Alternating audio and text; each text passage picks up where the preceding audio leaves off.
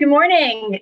Welcome to Words Matter, Implicit Bias and Stigma in the Workplace. I'm Casey Skarecki, Sponsorship Sales and Support Executive for the New Jersey Business and Industry Association.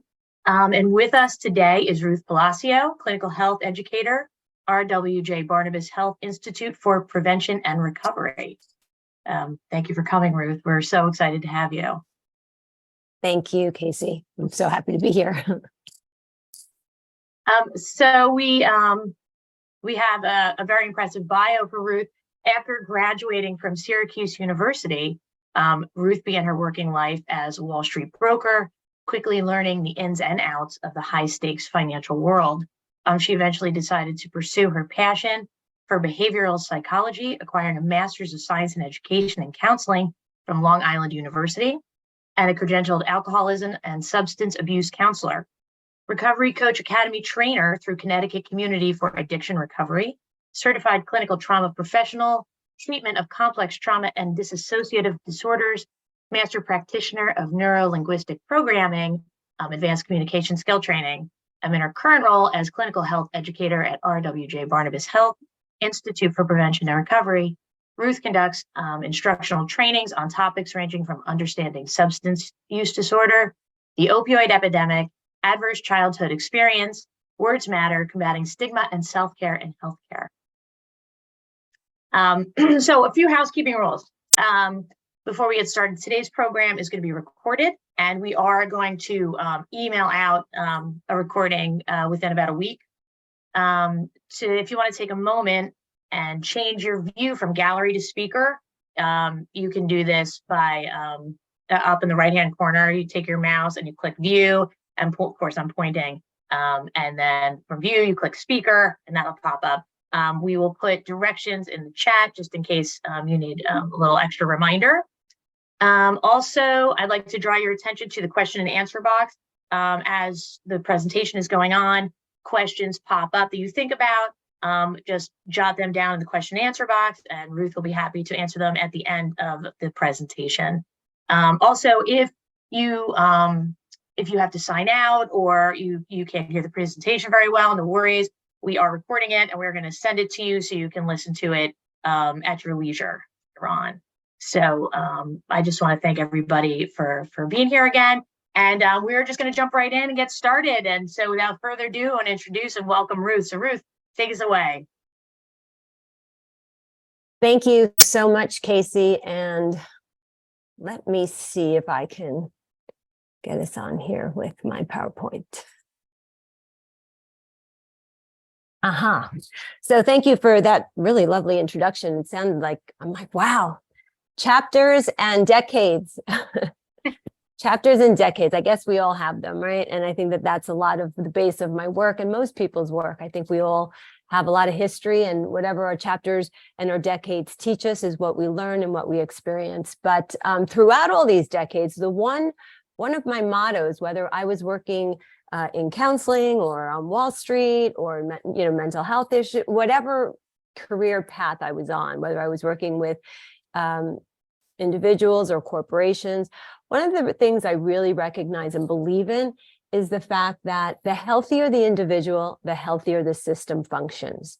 Right. So if we're talking about a family system, mom, dad, how's their communication? Is it an open system? Is it a closed? Is it flexible? Is it inflexible? The same applies to a corporation, a company, an organization. It's the same thing. The healthier the individual, the healthier, if we individually work on our components, our parts, our characteristics, the healthier the system will function and flow. And that really is the basis of most of my work, because I went from counseling to corporate coaching and then to clinical health education. It all in many different fields, many different industries, from Wall Street to healthcare. I mean, you have a huge range there. However, people are people. We're all the same at the end of the day. And we all have desires. We all have fears. We come with a whole bunch of emotions and characteristics and flavors.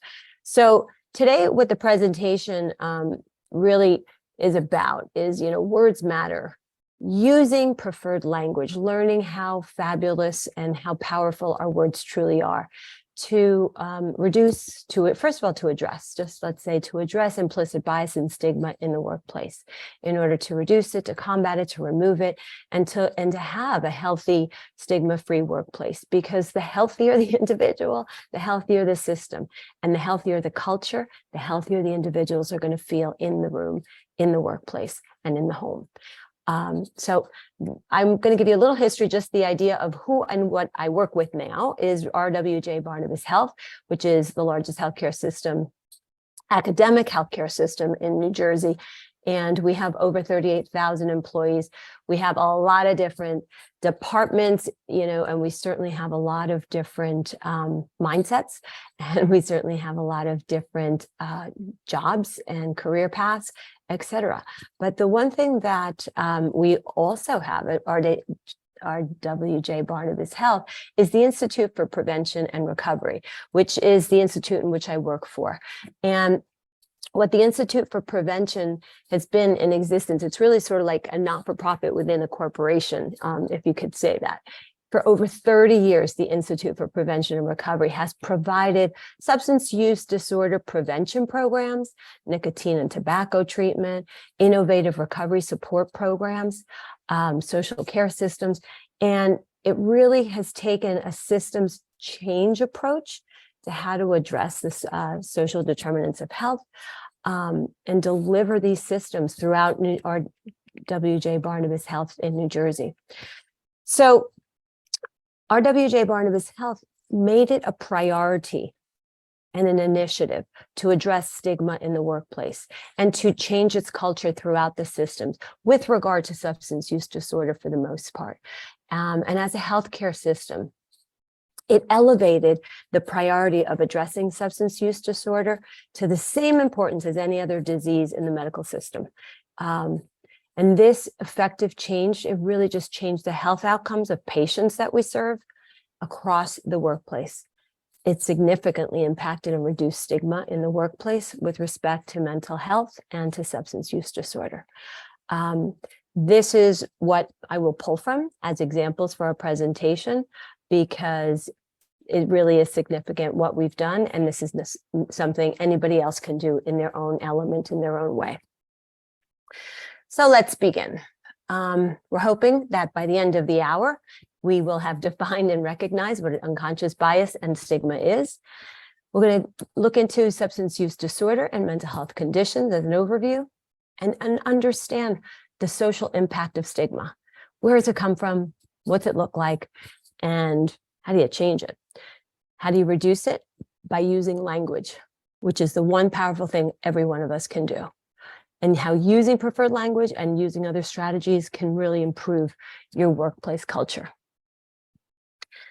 So Mother Teresa, powerful woman in her own quietness, in her own quiet, said, "Kind words can be short and easy to speak, but their echoes are truly endless." And I continue to say, if we only knew how powerful we were, if we only knew how powerful our words are. Let's look at some words.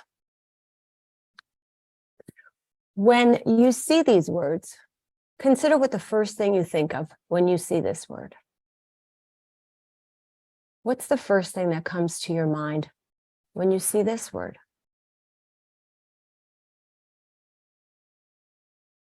What visual do you get when you see this word?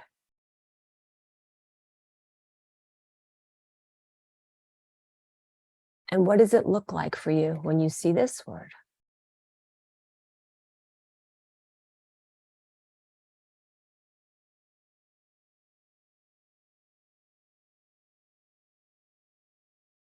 These are 4 words that are very powerful, and everyone has a very quick, immediate, unintentional thought, visual, response, connection, something that comes up for them when they see these words as examples.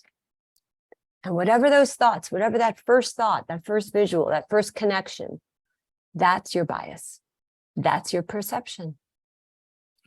That's exactly what a bias is what my connection, what my relationship is to what I think, what I see, what I know, what it feels like for me.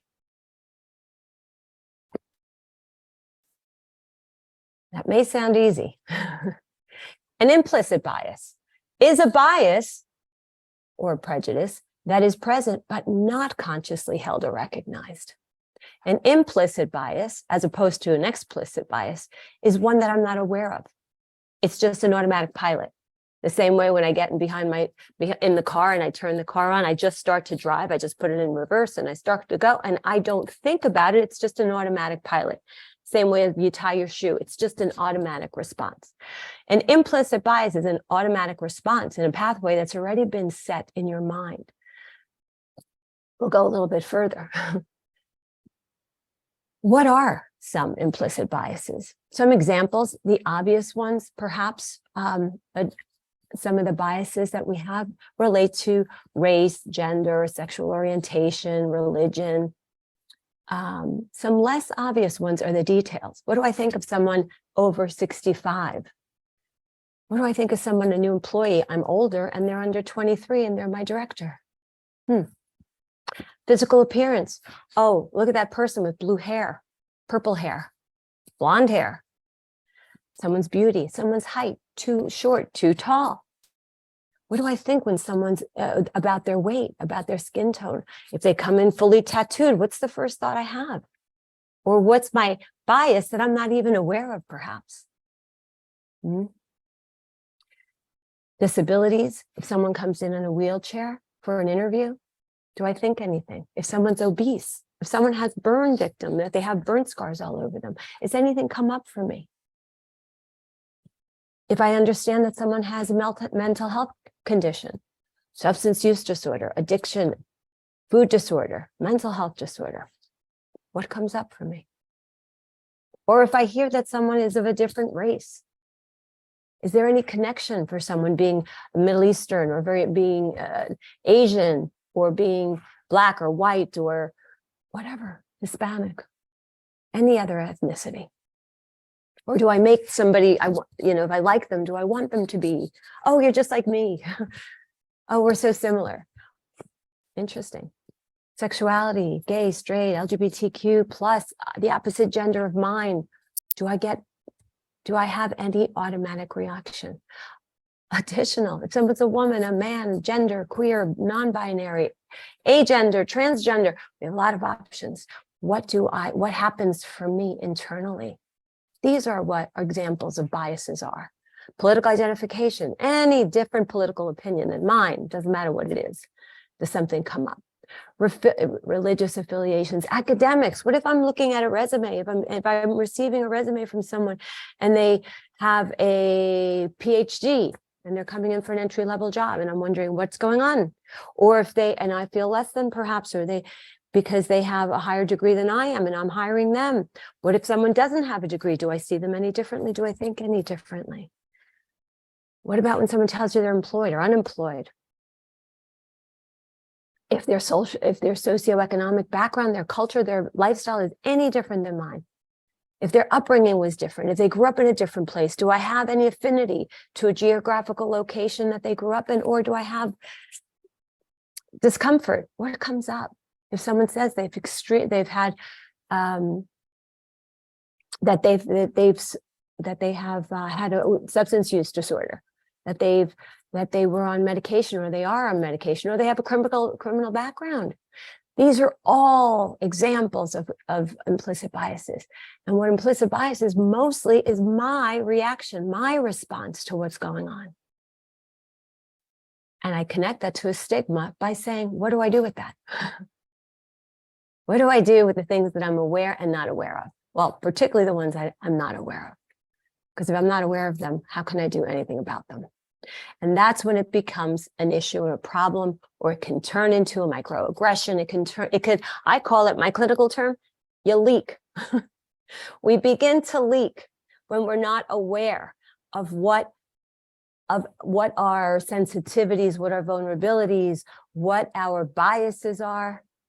If we haven't worked through them, if we're not open, how are we helping others? We can't take people further than we've come ourselves. So this is really the main message, is let's begin to look at ourselves, because stigma is the mark of disgrace. This is what Webster says, the mark of disgrace associated with a particular circumstance, quality, or person. As an example, the stigma of having gone to prison will always be with me. That's mine. That's self-stigma. Where in our lives do we self-stigmatize? Oh, they don't like me because or I'm not enough because of, or what we do to others, right? Oh, here's a history. He has a what's the word? He has a record. Can't say it.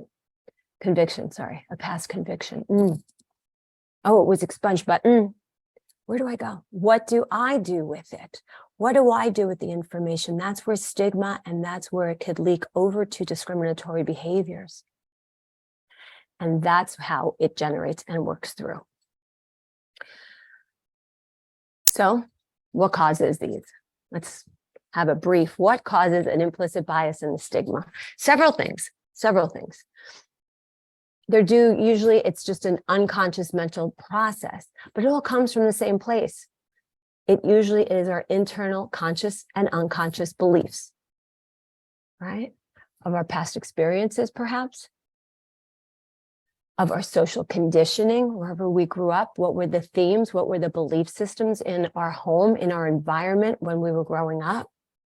All these factors play a part in the development of implicit biases, which is why it is the most important thing to do, is to be aware of your implicit biases. If they're explicit, like I certainly have a bias to Haagen-Dazs ice cream, coffee, particularly coffee or coffee chip, absolute explicit bias. I'm so aware of it that I go straight to Haagen-Dazs. I disregard every other type of ice cream in the store. It's cute, it's funny, but it's true. And when I'm aware of it, I can do something about it. If I'm not aware of it, I can't do anything about it. So social factors, cultural influences, what they said in our homes, what I knew, maybe I didn't know any different, right? What happens when you think of even something as simple as kindergarten teacher, do you think male or female? A lot of people think female. No right or wrong. Some of it doesn't even have to be negative. It's just our preference or it's just our belief. So it may not even be a preference. It might just be a belief. What do I associate? Someone's walking across the street with a hoodie and dark and puts their hand in their pocket and it's dark out. What do? What's the first thing that happens for me?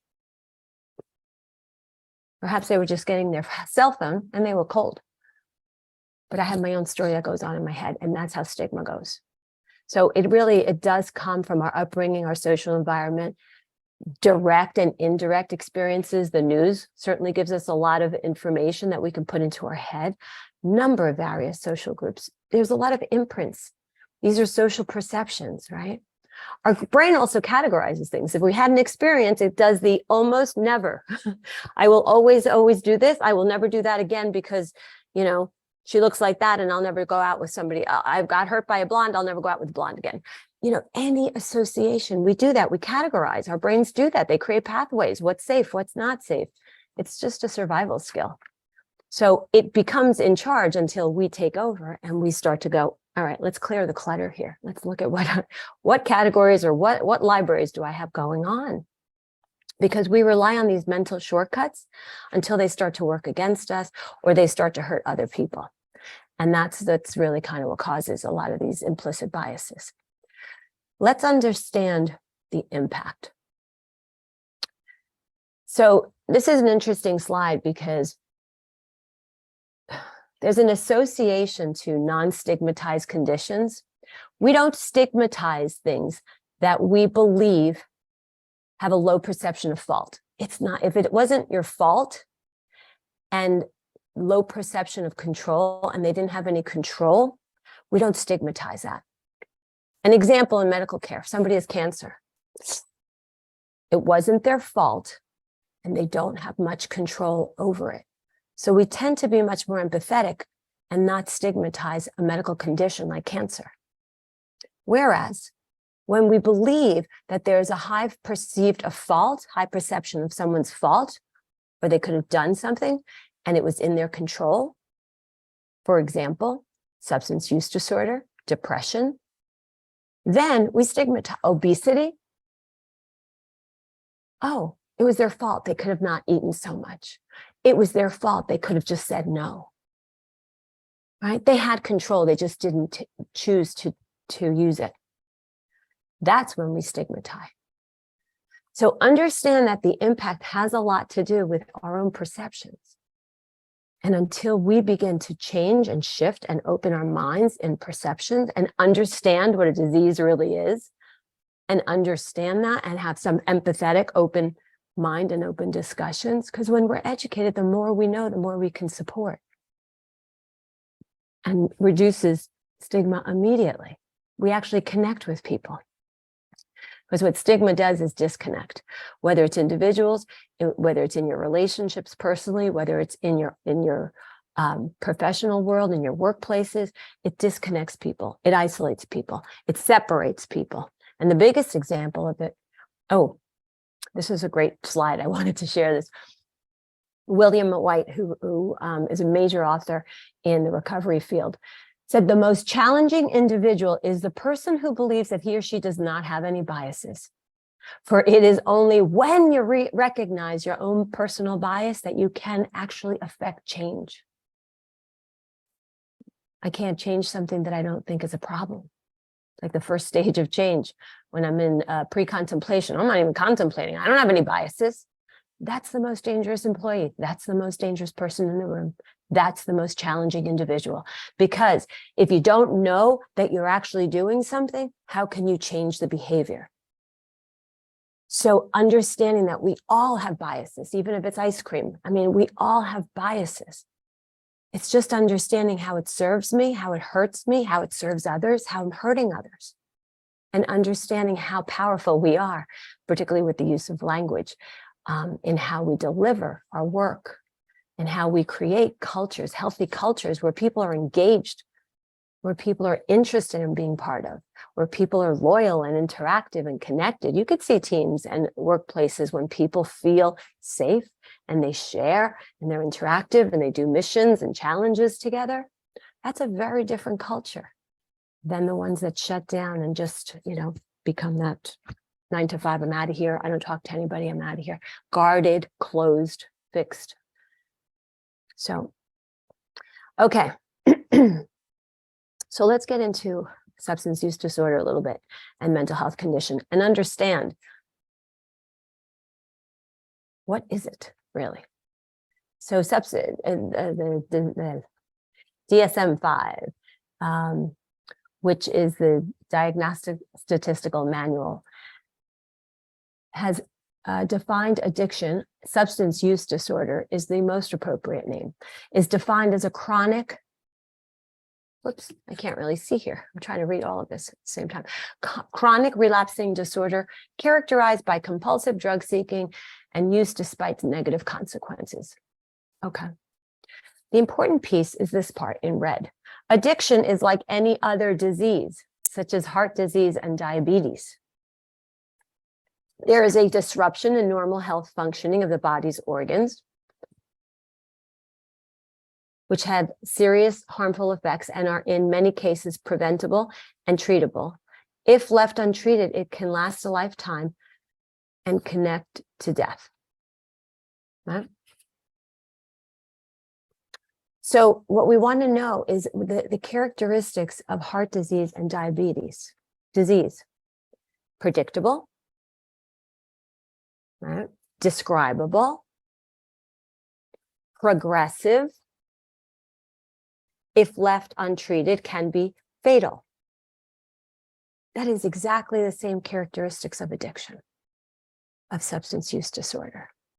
We have treated, certainly as a society and certainly as a healthcare systems throughout this country, we have treated heart disease and diabetes very differently than we treat substance use disorder. With respect to diabetes, we'll have someone be on insulin as medication as part of their treatment. But if someone comes in with substance use disorder and they're on medication for their treatment, we call it a crutch. We call it a substitution. We throw a stigma towards it. So that is just really, if somebody is on heart medicine to stabilize their condition, We're compassionate. We have commercials that are very sweet on the television all night long, right? We don't do that with substance use disorder. But substance use disorder is a disease, is the same as any other disease.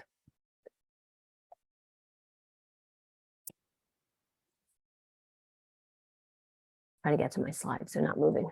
Okay. Oh, also one last thing about the substance use disorder. Describable, predictable, progressive, chronic. Once you've got it, you've got it. It's not because of this or because of that. Once you have it, a disease holds its category on its own. You've got it, you've got it. Then it's about how you manage it and how you live with it, right? I don't become a label. I still am Ruth, and then I work with my illness, with my condition, with my limitation, whatever it is, physical, mental, emotional, whatever it is. Okay, just wanted to point that out because we also use that here. Mental health, mental illness, also referred to as mental health disorder, refers to the wide range of mental health conditions which affect the mood, the thinking, the feeling, and the behavior. They include mood disorders, depression, bipolar, anxiety disorders, social anxiety, generalized anxiety, psychotic disorders, schizophrenia, eating disorders, anorexia, bulimia, addictive disorders, alcohol use disorder, opioid use disorder, trauma-related disorders, post-traumatic stress, dissociated identity, which a lot of this stuff we can say has, perhaps it's is genetic predisposition, perhaps it's experiential and trauma-related. It doesn't matter where it's come from. These are conditions that result in, I may have, it's the same as diabetes. They gave it categories, right? Type 1, type 2. Oh, that's good. That's not. I've heard someone say that about diabetes. Oh, well, they have type 2. I'm like, what does that mean? It's not serious, or it's their fault. Here we go back to it's someone's fault. So we're going to stigmatize them for its diabetes. Oh, it's type 2. They weren't born with that. It is interesting how we have these biases and how we can stigmatize from there. Many people struggle with mental health issues and mental health conditions. 1 in 4 worldwide, says the World Health Organization, are affected by mental and neurological disorders at some point in their life. And if we haven't recognized the pandemic has certainly increased substance use disorder, the use of substances, and mental health conditions. And in different categories, mental health is the next health crisis, public health crisis. People are struggling. Now, we're going to go and judge why and who should and who shouldn't with my own bias on my perch. So that's really what a stigma is. I sit on my perch, my unconscious bias. I sit on my perch and I make judgment calls on who should and who shouldn't. Okay? And that's what we have to be most careful of. What are those judgment calls on my perch? What are they? Recognizing that we begin the movement. It begins with us. It begins with every one of us. And some examples, well, first we have this quote from Michael Botticelli, of course I can't say the name, Botticelli, who's the former US National Drug Czar. He served as the Deputy Director of the Office of National Drug Control Policy under Barack Obama. And he said, these are issues and these are words that have dramatic impact on both clinical care and how medical professionals actually see and treat people with addictions. I'll extend that out to, this is a dramatic impact on how professionals actually see and treat people with addictions. It doesn't have to be medical professionals. It's in workplaces, it's in homes. How do we treat people that have substance use disorder, that have mental health conditions? So he criticized the nation's previous approach on dealing with drug issues and stated that you just can't arrest and incarcerate addiction out of people. He believes you have to focus on treatment rather than incarceration, which means addressing and embracing the problem so that we can help the word heal. The word is healing. And this really stems from what we're talking about in general. Until we shift our own perceptions and stop being punitive towards someone, we're not going to make changes. And we're not going to embrace and actually see people as a resource. An example of this shifting perceptions was back in the 80s during the HIV/AIDS epidemic. And I'm sure most of you recall, there was an incredible amount of people who wouldn't even go to hospitals, to doctors, to seek treatment because of the stigma that prevented them from even going to get tested to see if they had HIV. This was a huge epidemic until there was a social movement to destigmatize. It changed public perception. When we, individuals, began to embrace and respectfully care and destigmatize, it began to change how we treated an individual in our healthcare system and in the street and in your home and in your workplace. It impacted the number of individuals that began to seek treatment. Stigma created a shame. There was a shame base. It was a moral judgment. It was a moral failure. And until the perception was shifted, then treatment and people began to heal.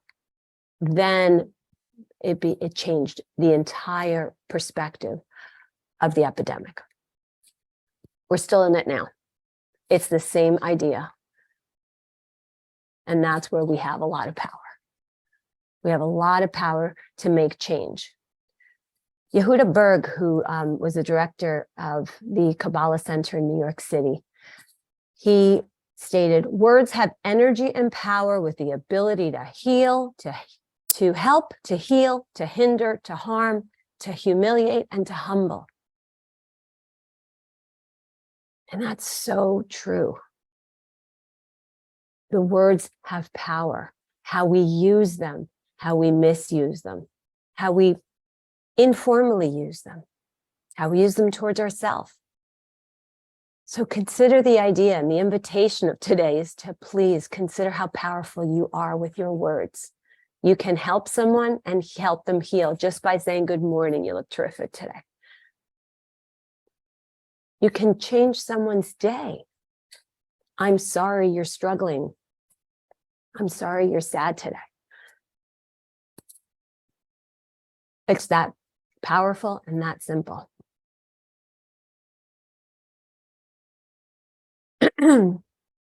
So here's an interesting cartoon I came across recently, and it says, the woman speaking to the gentleman in the wheelchair bound. And she said, so what do you prefer to be called? Handicapped, disabled, or physically challenged? And he responds, Joe would be fine. How about that? My name is Joe. That's really how you change the world, how you create stigma-free workplaces. You actually start addressing a person by the person's name. The most appropriate label is usually the one someone's parents gave them. I would say the most appropriate label is the one that someone asks to be called by. Especially now, we have we're opening up to options and ideas, right? So yeah, I was born with Ruth, but I rather Betty. I mean, I went through an I Dream of Jeannie thing when I was a kid. I wanted to be called Jeannie. All right. Thank goodness I got over that. However, their preference is yours. Why do I need to take that away from someone? Right? And it really becomes the main ingredient, and I'm going to play this out over and over. My favorite ingredient in doing any change work is curiosity. Staying curious, asking respectfully. Very simple. That's how it starts. So let's begin with person first language. A person living with substance use disorder. a person living with a mental health condition, a person living in recovery, not those over there, those people. Think about just the word, those people. Is that a uniting word or a disconnecting word? The moment we do that, we're doing it. The moment we say that addict in the corner, which nurses have referred to for years in an emergency room, the addict in bed 3 in the corner. No, it's the person in the corner with the substance use disorder or the alcohol use disorder, or the person in the corner in bed 3 that is withdrawing. Okay. Our language is constantly evolving. So at times, the words people prefer also change. And this is how we elevate. We keep moving along, right? And we ask, what do you want to be referred to, right? So to show respect in conversations with others, be mindful of the impact that your words have. If you need to use a descriptive term but are unsure of the word, ask the person how she or she would like to be referred to, but consider it's a person first. So here's some ideas.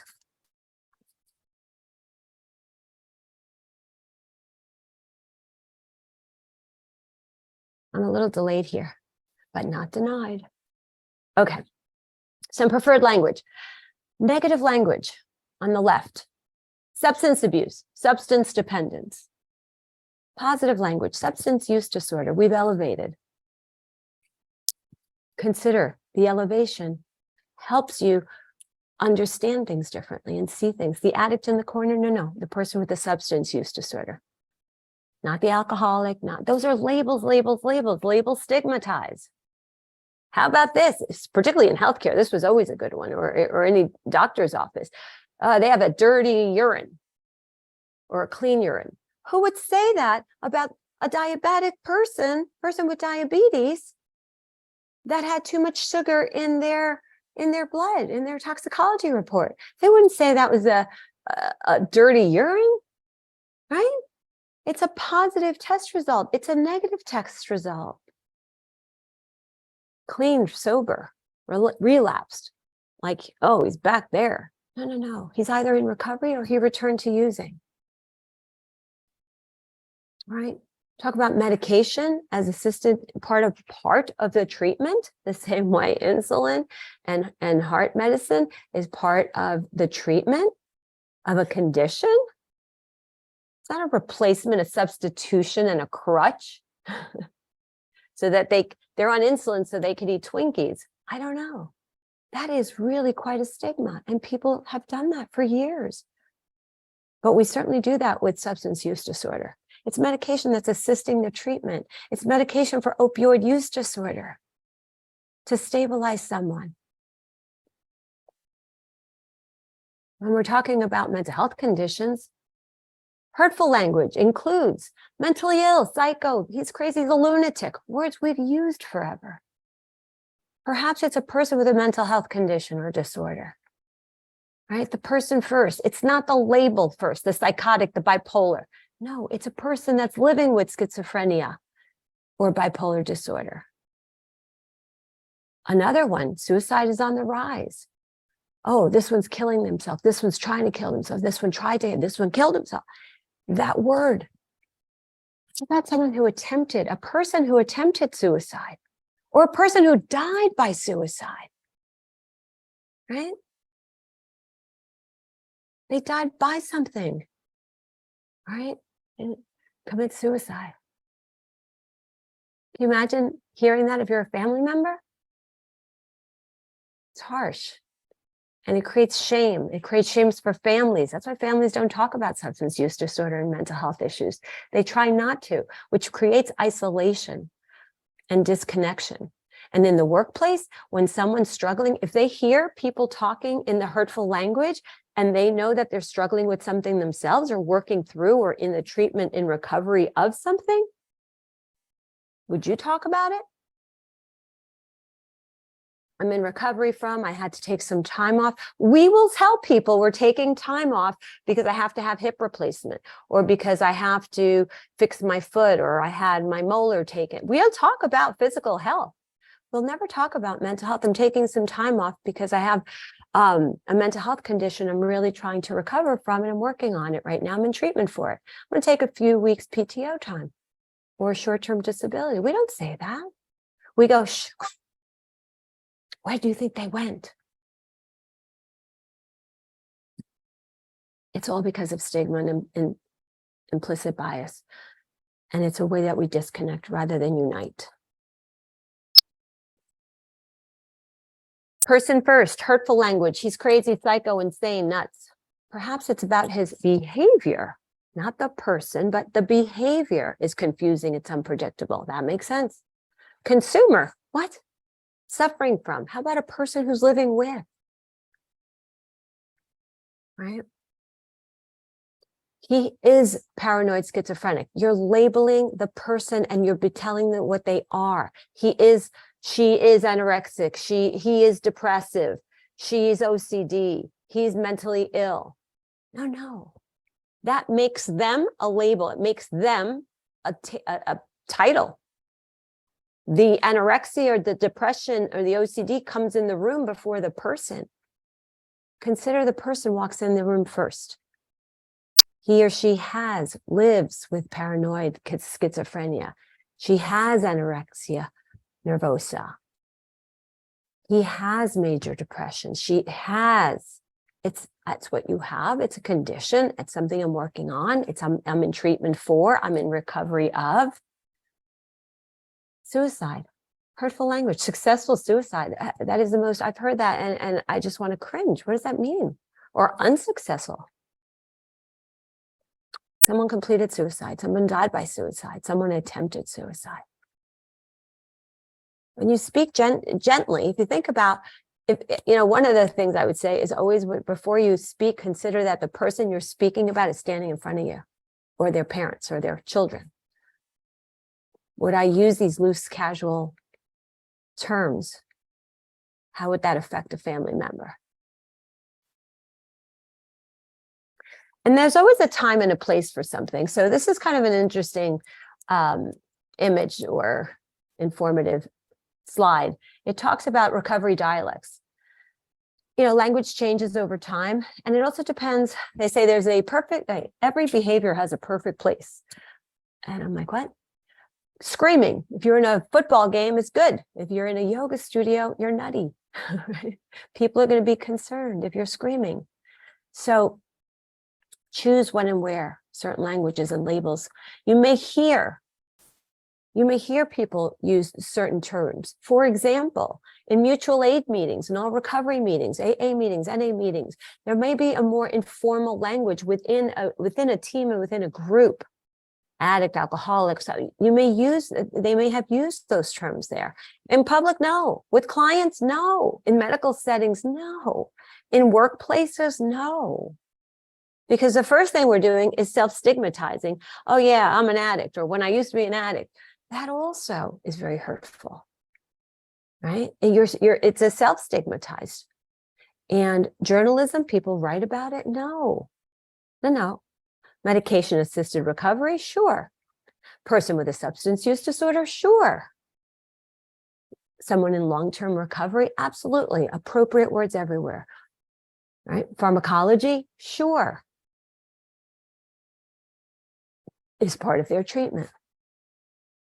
So it's important to also consider where and when I'm using certain words.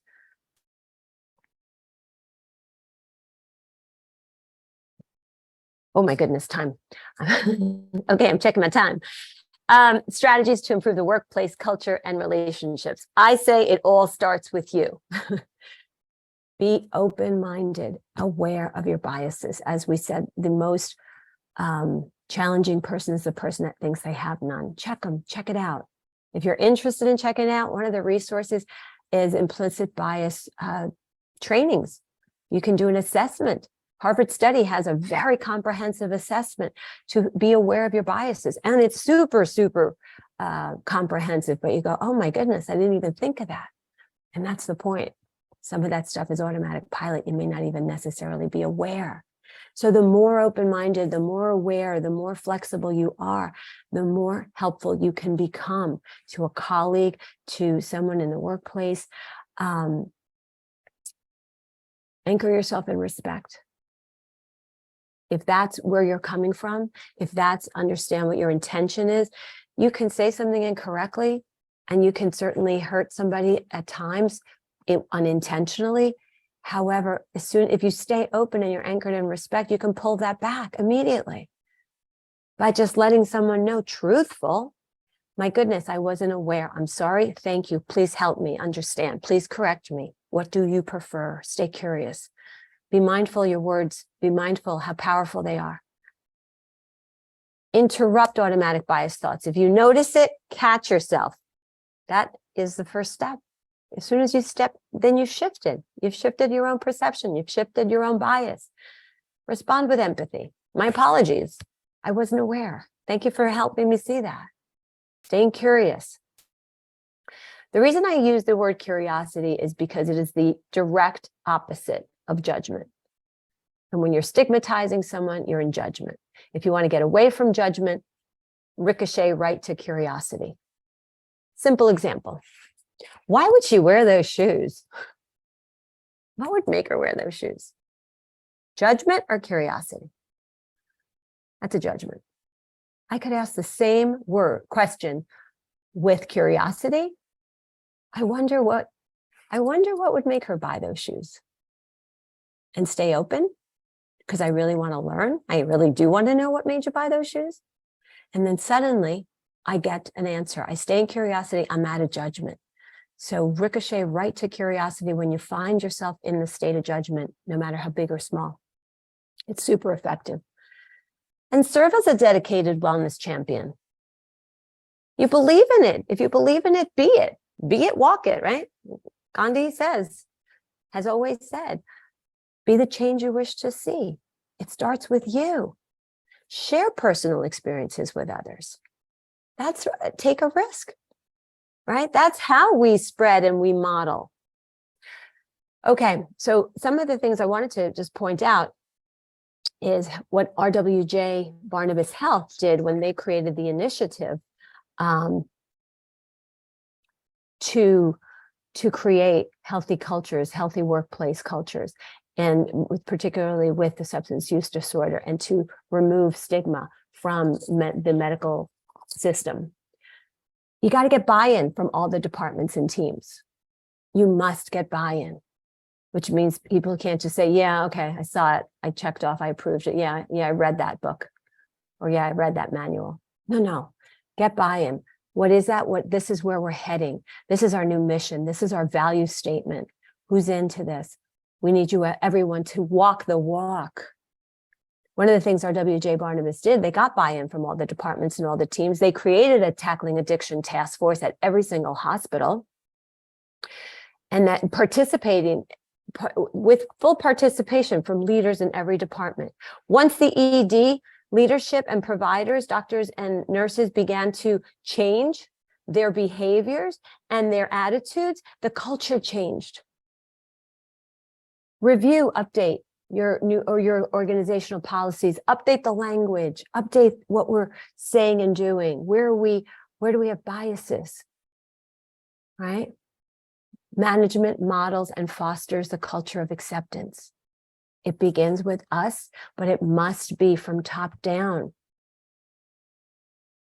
Because if we're putting out, implementing, this is what we believe in, but then no one's working that way, it's always noticed and people know. And management needs to model it. So you can educate, you can mentor, you can have implicit bias voluntary trainings. And I say voluntary because they tend to be much more effective than the ones that are required and mandated. People don't like being told what to do, and certainly what they're supposed to believe in. But if you say, this is our culture, this is our mission, this is where we're heading, and then hire diverse managers and employees with lived experience.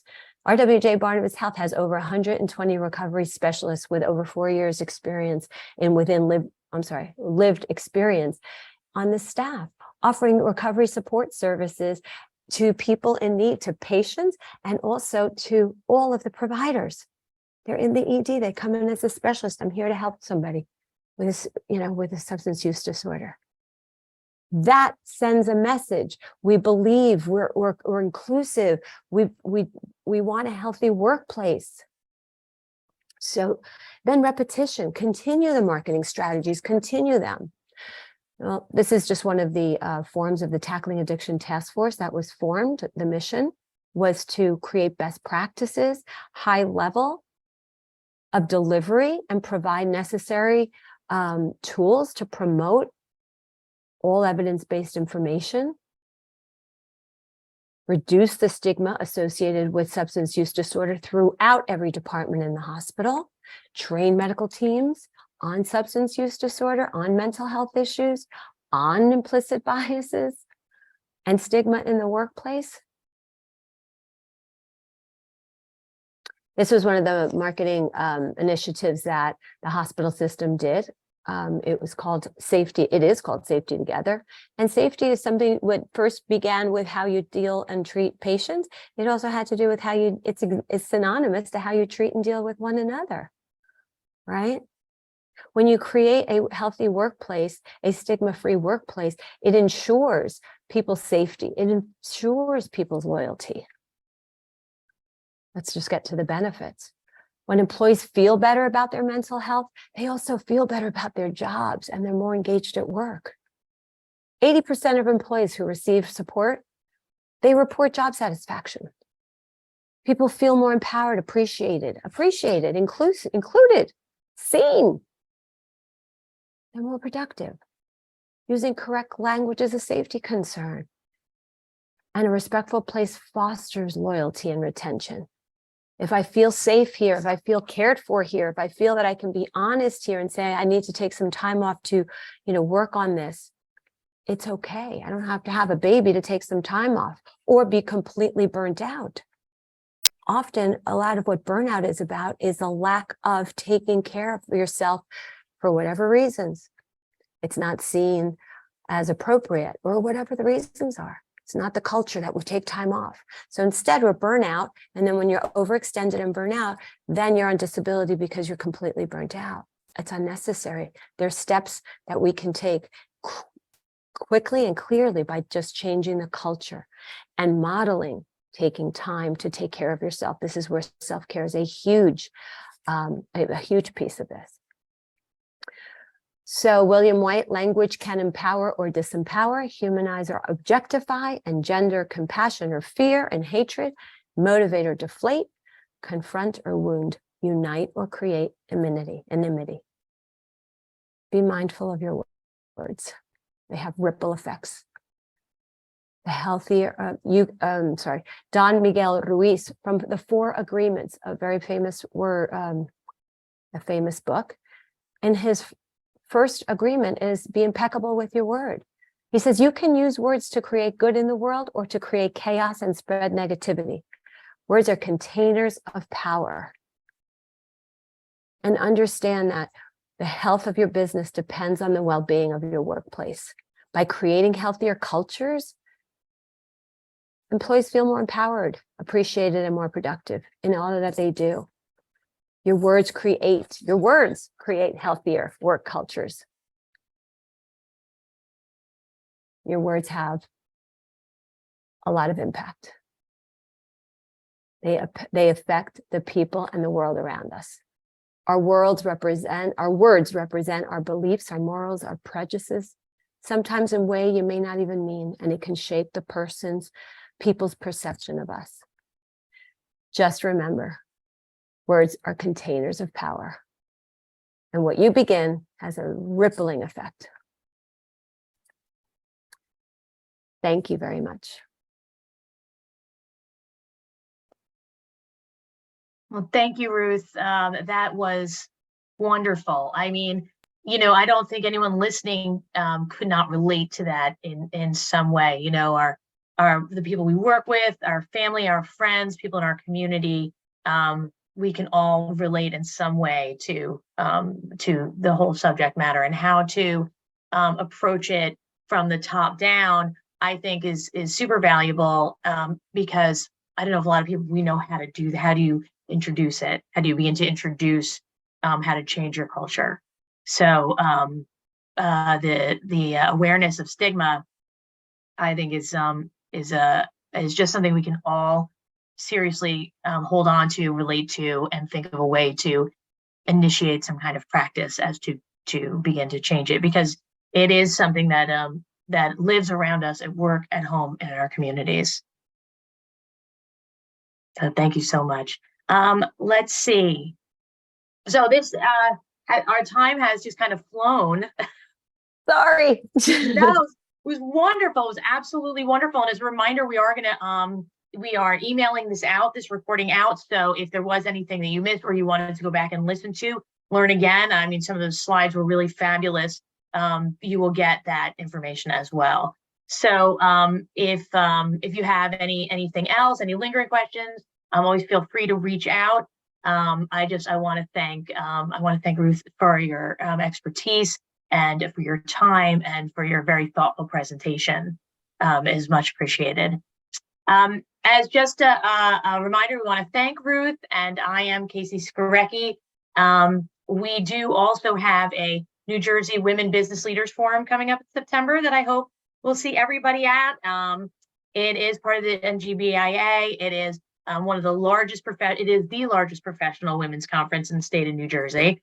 And if you're a beginner, middle, or later in your career, something for everyone. Is a wonderful program. Certainly hope everybody who can make it out comes out. And if you can find us on njbia.org and you click on events, we pop right up.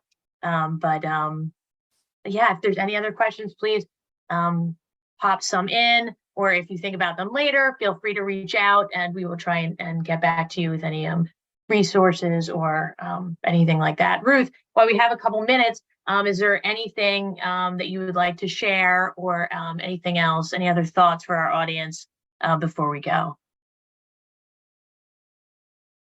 Thank you for your time, everyone. I would certainly, in the PowerPoint, we also, which we'll send out, we also have some resources and services that RWJBarnabas provides, and particularly the Institute for Prevention and Recovery with regard to substance use disorder and mental health.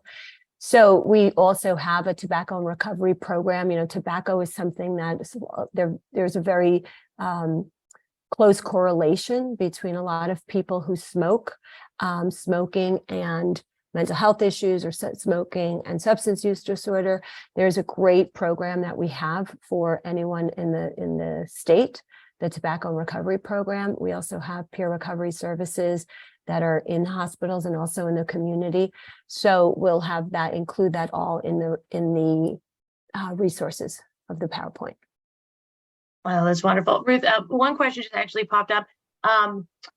For tobacco use recovery, does that include vaping and this kind of jewels and stuff? Right. It absolutely does, because that's sort of the new smoking, which is actually much more dangerous. And yet, you know, it completely is, and it's a free of charge program. It's an 8-week program that provides some medication for treatment, and it provides some support systems, some support groups, and an 8-week program, and then it can continue further than that. So people have done really well on that, and it's a grant. That's a grant that we have received from the state, so it's the largest in the state.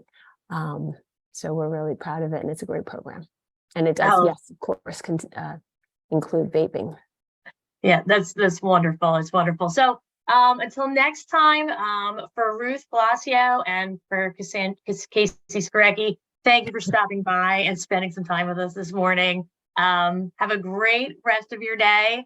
Happy summer, everybody. And we'll see you till next time. Cheers. Thank you so much. Thank you so much. All right. Take care.